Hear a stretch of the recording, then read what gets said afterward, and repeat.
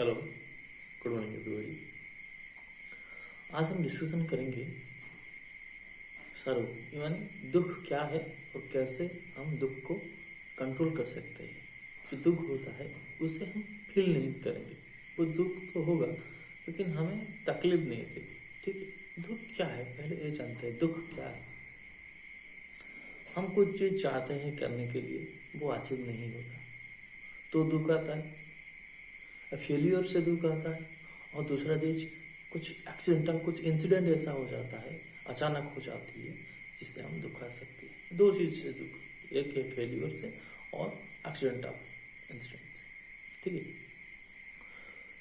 तो फेलियर से जो दुख होता है उसे कैसे ओवरकम करें। फेलियर से जो दुख होता है उसे हम ओवरकम करने के लिए, उसको कंट्रोल करने के लिए क्या करना पड़ेगा? हमें उस फेलियर को अब एक्सपीरियंस मानना होगा। ठीक है, उस फेलियर को हम क्या मानेंगे? अपनी एक्सपीरियंस। उस फेलियर की हम वजह ढूंढेंगे, रीजन ढूंढेंगे क्यों हम उसने उस चीज़ में फेल हुए। चाहे वो पढ़ाई हो, नौकरी हो, कुछ बिजनेस हो, जो भी हो, हम रीजन ढूंढेंगे क्यों फेल हुए। अगर हमारा माइंड उस रीजन के ढूंढने में लग गया तो जो उस फेलियर से जो दुख आना था वो नहीं, हमें फील नहीं होगा। ठीक है, क्योंकि हमारा माइंड, ये जो फील दुख होता है ना, सिर्फ माइंड की वजह से, फेलियर से नहीं होता है। हम सोचते हैं उस चीज़ को बारे में तो हमें दुख होती है। ठीक है, ये तो पहली बात कही। फेलियर से कैसे हम क्या करते हैं, दुख को जो होता है फेलियर से उसे ओवरकम करते हैं। दूसरी बात, जो एक्सीडेंटल इंसिडेंट, हठात कुछ जीवन में इधर उधर हो जाता है, बहुत सारी चीज़ एक्सीडेंटल होता है, अचानक हो जाती है। किसी नौकरी चली जाती है अचानक, किसी की जो डेथ होता है वो ज़्यादा इम्पैक्ट करता है। ठीक है, तो इस चीज़ से, इस दुख, इसी की वजह से जो दुख होती है उसको हम ओवरकम करने के लिए क्या करना पड़ेगा? हमको हमारा माइंड को डाइवर्ट करना पड़ेगा। ठीक है, माइंड को हम अगर हमने डाइवर्ट कर लिया, दुख जो चीज़ आती है, जो एक्सीडेंट हो गया, हमारा माइंड क्या करता है? उस चीज़ के बारे में बार बार सोचता है। ठीक है, तो जब माइंड सोचने लगता है वो चीज़, उसकी फीलिंग्स, उसकी यादें क्या होता है, हमें तकलीफ देती है।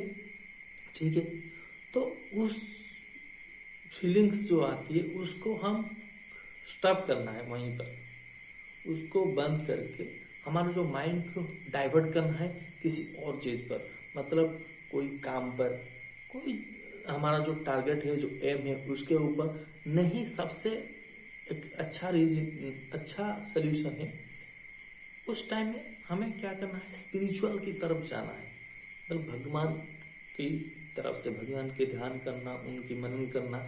और सबसे ज़्यादा फायदा होगा आपको अगर किसी भी मंत्र, किसी भी, आप जिस भगवान से प्यार करते हैं, हमारा तो इंडिया में बहुत सारे भगवान को हम मानते हैं, तो आप जिस भगवान को विश्वास करते हैं उनकी पिक्चर, उनकी छवि, उनकी मंत्र या उनका नाम को जप करो, उनकी छवि अपने सामने लाओ, बार बार उस चीज़ को देखते रहो।